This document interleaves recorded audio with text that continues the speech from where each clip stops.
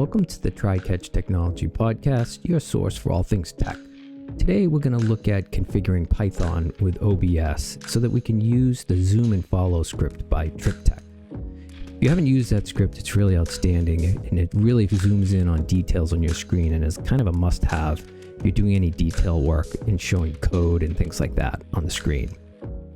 This is going to be specifically for macOS. There's a lot of videos out there for PC to help you with this, but I didn't see too many for macOS specifically, and it's a little bit tricky if you're trying to get the right version of Python. So we're going to take a look at that in detail to see how it is.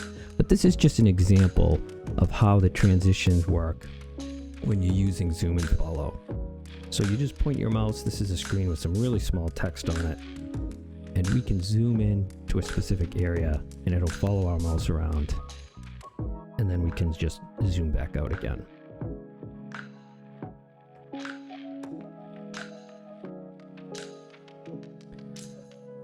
So if you haven't used that before and you think you might need it, I think you're going to need this video if you're on macOS, because it is a little tricky configuring Python with OBS.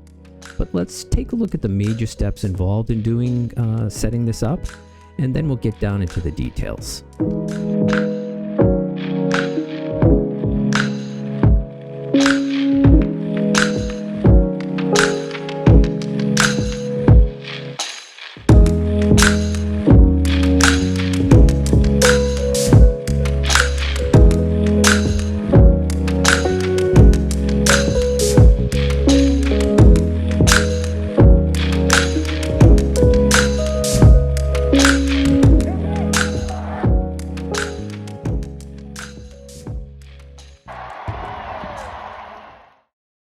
Okay, let's look at the major steps involved in configuring this, and then we'll dig down into the details of each item in this list.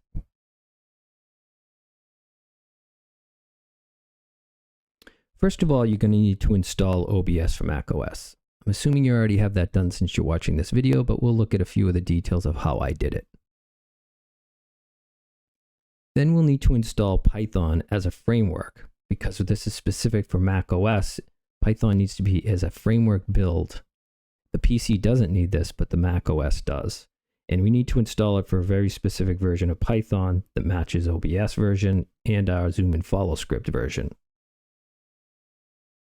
Then we'll install zoom and follow Python script along with PyWinCtl, and we'll do that using pyenv and pip. Now let's look at some of the details.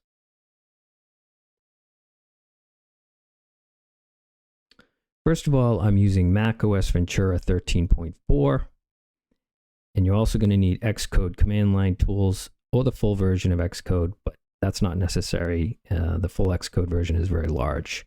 Again, I'm assuming you already have OBS installed, so this is just kind of overview and details of how my setup is done. I highly recommend using Homebrew for any open source software installations. It makes it much easier to install and manage on macOS. Homebrew's installing, it's kind of outside the scope of this video, but when you go to the home page, it's quite easy to install and configure. It does take a little bit of work, but I highly recommend it.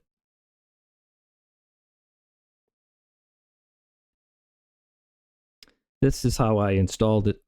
OBS, I used Homebrew with this command brew install, and keep in mind this is very important. I used version 29.1.2 of OBS.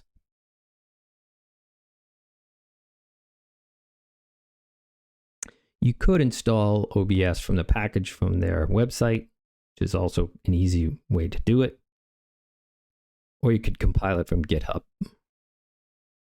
You'll also need to install and configure Black Hole Audio Loopback driver on the Mac. And I also did this using Homebrew with brew install. And then you need to configure it starting at step 4 at this URL. And I'll put all of these URLs in the description. Now, the most important part is using pyenv that you can install also with Homebrew. And it comes with pip to install packages. And the reason why we use pyenv is so that we can control which version of Python is installed on our Mac. This is really important, especially for developers. They may need multiple versions of Python on their system, and it makes it much easier to manage the version of Python. And most important for working with OBS is we need to build the version of Python as a framework. And this command will build the version of Python that you want as a framework so that it will work with OBS. And also notice that I'm using Python 3.10.9 and again, OBS 29.1.2.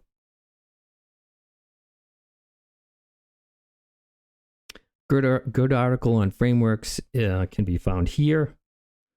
If you're interested, it's a really good article by Ryan Adams. I highly recommend reading it just to understand what a framework is.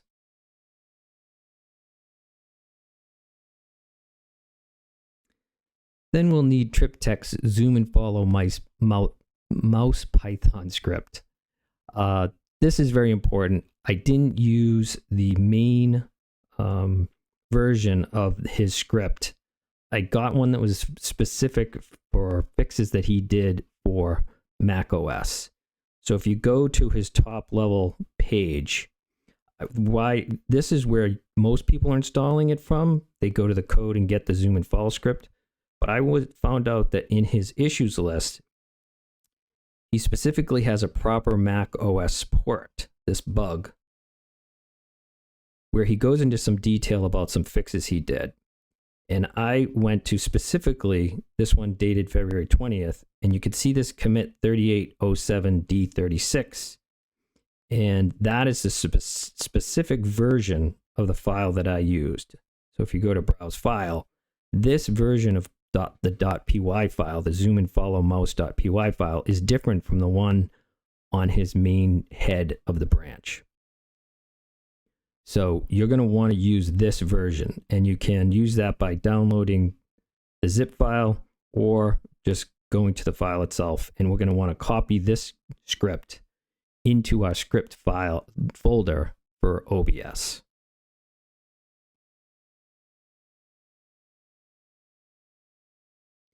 So again, this is the specific version of the file. If you click on this link in the description, it'll take you directly to the file. This is where that specific commit was located that we were just looking at. And I also recommend taking a look at his macOS rewrite branch.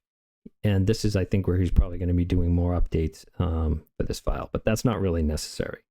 What's really necessary is knowing that you need to use this specific version of the file is what I used in order to get it to work properly on a macOS system.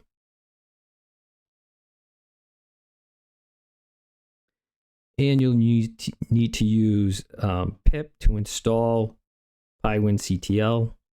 And I installed a very specific version of PyWinCtl. So again, this is the version of PyWinCtl I used. This is the version of Python I used. And this is the version of OBS that I used.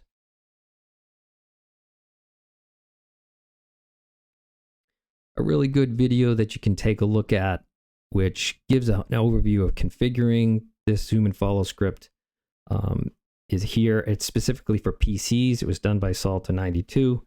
I recommend taking a look at this video to see how he configured things, but the configuration settings are a little bit different in the version that he used than this version of zoom and follow mouse that I installed.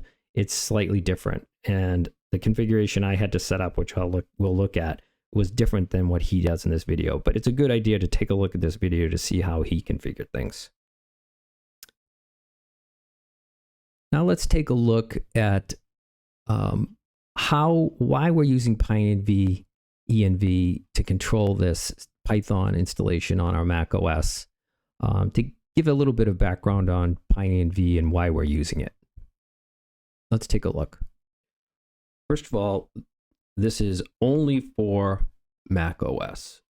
This is not for PC. Okay, so Just want to be clear. If you're on a PC, this is not the way you're going to do it on your PC. There's basically generally three ways. First of all, there is the system version of Python that comes installed with Mac OS. You basically never want to use this. It's typically old. It's one version at a time. It's hard to maintain.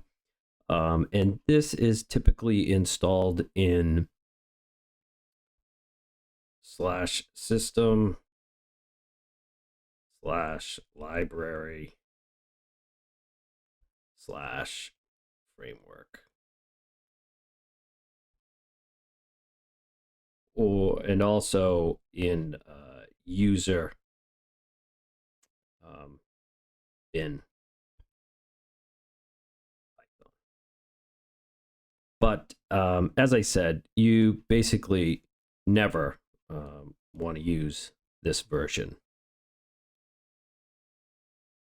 Okay. The second way that you can install it is using Homebrew.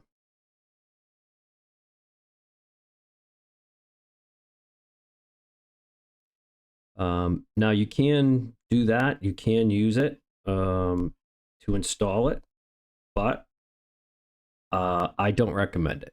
It does work. You can work with OBS. You can install it as a framework, but it's not quite as good as using pyenv. It's harder to control multiple versions.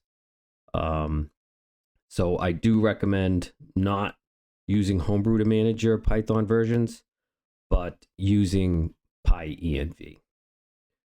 So, and that gets us to the third way of doing this, which is using pyenv. It's much better for maintaining multiple versions. Now, why would you want to do that? Well, say that the author, TripTech, wants to change the zoom and follow script to use a different version of Python. Well, you're going to have to update your version of Python. And if you do it the other ways, it's more difficult. If you're using pyenv, it's much quicker. You can basically have as many versions of Python on your system as you want. You can have some that are framework builds for macOS or non-framework builds. So, for example, you could have version 3.9.9. You could also have a version that's 3.10.9. You can have a version that's 3.11.0, and you can have, a 3.10.9 framework version.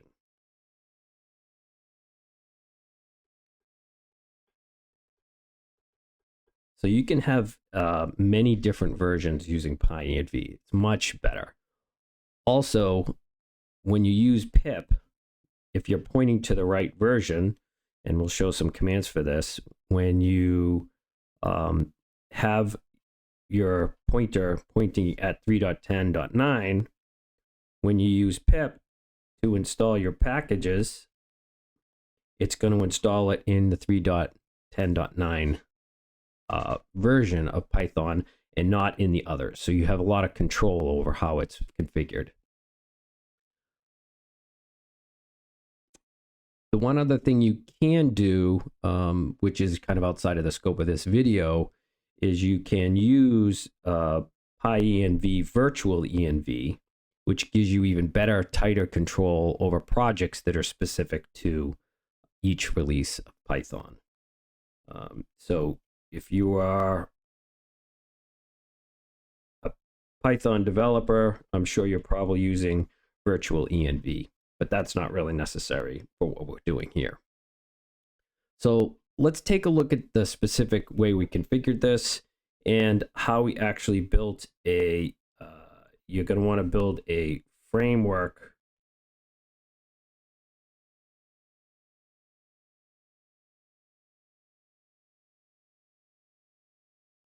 version of Python in order to get it to work with OBS. So let's take a look at some of the specific commands. First thing we want to do is download TripTech's zoom and follow Python script.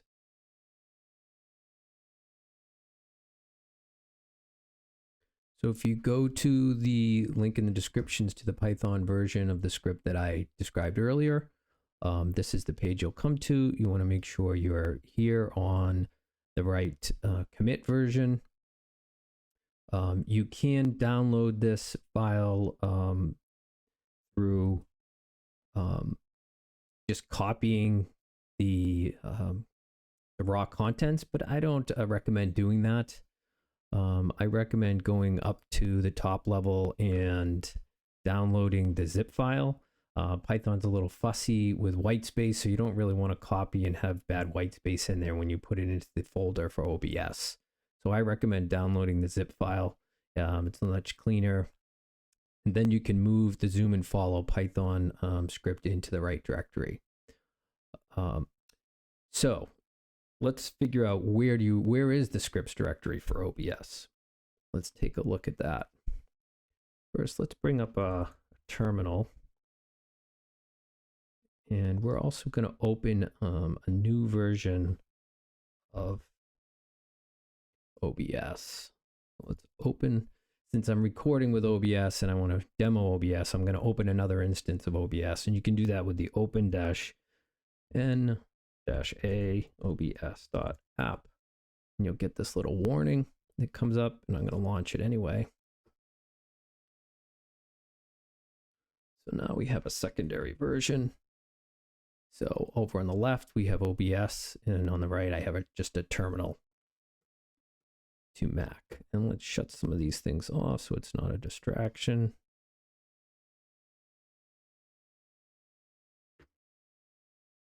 Okay. So what's the quickest way to find out where the scripts directory is for OBS? If you go up to Tools, Scripts, I've already actually configured this in mine, so your script will be empty here. If you click on this plus sign, it's going to go to where it's looking for the scripts. So you just want to note where this location is on your system. And you can see I've already copied in a few versions of the zoom and follow script here. This is kind of important. If you have multiple sources, you need to create multiple versions of the copies of that zoom and follow script. And I'll describe that a little bit more in when we configure it. You basically attach one of these Python scripts, the literal file, to a specific source, and then you configure it. So if you have different monitors or you want to attach it to something else, you need to create different versions of the copies of the file. So once you've downloaded the zip file, you extract it, you copy the zoom and follow script to the scripts directory where OBS is looking for it. And you can do that initially if you want to, but I recommend first installing the right version of Python and attaching that to OBS, and then copying the file in here and opening it. Okay. So let's take a look at now pyenv and how to get the right version of Python attached to OBS. And again, that is done through the tools menu and scripts. Let me just zoom in a little bit in case you can't see it. So in the dialog box, this is the scripts file where it's going to look for the zoom and follow, and then the Python settings is where we're going to point it to the version of Python that we've installed with pyenv, and it needs the framework version. You won't have any of this initially. I've already installed it and set it up. So this will all be blank for you right now. So let's figure out how to build this framework version of 3.10.9 of Python using pyenv. So once we have the terminal open, again, I'm assuming you have OBS installed, Homebrew installed, pyenv installed. It's quite easy to install those, as I described in those links earlier. It doesn't take very long. It's you need a little bit of technical expertise, but it's not that difficult. So let's take a look at what we need to do. So let's clear that. Okay, so first of all, with pyenv, you need to make sure you're pointed to the right version. So if you do pyenv versions, it's going to show you all the versions that you have locally for this account that you're logged into the Mac with. So as you can see here, I have system, and we never want to use system again. Remember that. That's the installed version that came with the Mac. And I've already installed 3.10.9. And this asterisk is very important. It's telling you the pointer that this terminal is currently looking at to install things with pip. So when we install using pip, when we install the PyWinCtl, we want to make sure that this pointer is pointing to the right version. I mean, to change that, what you can do is pyenv global. Let's say we were pointed at system initially. So if we look at the versions, now you can see the asterisk is pointed to system version, which we don't want to do. So if we did pip now, it would install it associated with the system version. We don't want to do that. So let's go back up, change this back to 3.10.9. Now we're pointed at the right place. Now, to build this framework version of 3.10.9, this is basically the most important command of all in order to build it. I've already done this since I already have 3.10 there, but you want to basically use this command that we talked about earlier. env python config ots equals enable framework pyenv install 3.10.9. So when you run this, this is going to build your framework version of Python. So then after you do this, you'll have this 3.10.9 there, and then you switch to the global version. I'm not going to do this because I've already installed it. And then once you're pointed to the right version after you've installed the framework version, then you're basically going to do pip command. And again, I've already done this, but you're basically going to do pip install PyWinCtl 0.3.8, and this will install pip in the 3.10.9 folder of Python local for this account. Okay. Now you can look if you want to see where it actually installed the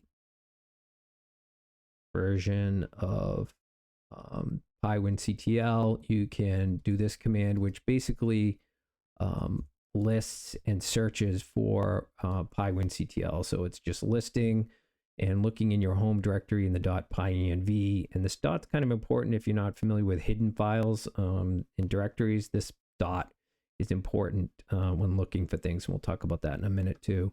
And then it pipes the output from this command into the search grep command and looks for this PyWinCtl. And if you run that, you'll see that PyWinCtl is installed in 3.10 version, 3.10.9. Okay. And then another very important piece is figuring out where did it install the framework version. If you're not really sure how to do that, you can run this command, which is another listing command. It's just doing a recursive list in your home directory, piping the output into the grep search command and looking for library frameworks. And this will basically, it's a lot of information here, but you don't need it all. What you really want is this path. You want the frameworks directory. So if you copy this frameworks path, this is the path we're going to put in OBS in order to get OBS to see the framework version of Python. So once you've done that, you're basically all set. You have everything installed. So what we're going to do is go over to the OBS. We're going to Tools, Scripts, Python Settings tab, and you're going to click this Browse button, and you're going to search for this path, basically this path for this. Now, when you first do that, when you click browse, if you don't see the hidden files, for example, this .pyenv might not show up for you. What you want to do is to get those to show up so you can find them, is you want to basically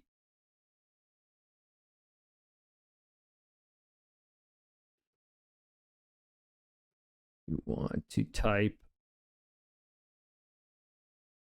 command plus shift plus period. Now, when you do that, command plus shift plus period, all the hidden dot files are going to show up. So that's how you get that to show up if those aren't showing for you. Okay. And once you do that, you should be able to see that, and you say open. When you open that, this frameworks folder, it will run, and you'll then see this loaded Python version 3.10. Okay. The next thing you want to do is go to your scripts, click the plus sign, and go to the location where you copied in the zoom and follow script. I've already done it, so it's showing up here. Once you do that, what's going to happen on the description side, you're going to see a whole bunch of configurations, which we need to look at. So the first thing you're going to need to do once you get this path set up for the Python script, you need to attach it to your screen source. And this is the same screen source as we have down here. Mine, I have a macOS screen capture. This is the same source as we have up here. Okay.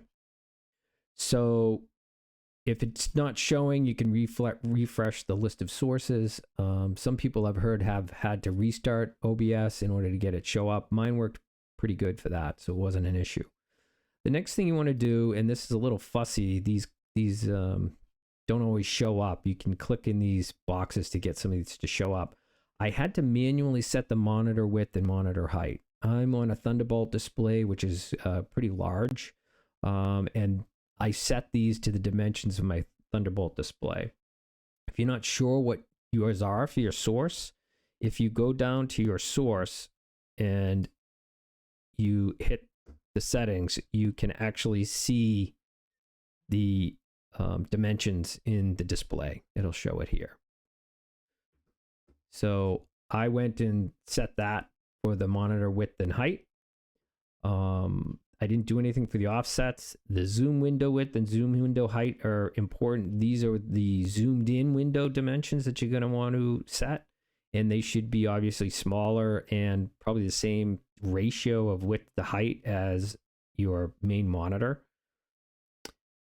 And you can set the active order, the smooth, and the duration to whatever you like. You can play around with them to see what works best for you. So once you've set those configurations, you're basically done with doing this configuration. So we can close out of that. Then we're going to go back out, and we're going to go into OBS again, and we're going to right click on the screen source that you just set up for the configuration, and you're going to transform, edit, transform. So in this screen, I set up the position, rotation, and size should automatically be set up. You shouldn't have to touch anything on those. They're set up from the last configuration we did. Positional alignment, I set to center. Bounding box type, stretch to bounds. Alignment in bounding box is center. And these bounding box sizes were based off the configuration we had before as well. So once you have that set up, the last thing that you need to do, which is quite important, is you come up here to OBS Preferences. And in here you go to the hotkeys and you type in mouse in the filter, and you're going to want to set these enable, disable, mouse zoom, and mouse follow. And these are the command keys that you use on your keyboard to zoom in, zoom out. It's a toggle switch. and mouse follow to get it to start or stop following the mouse.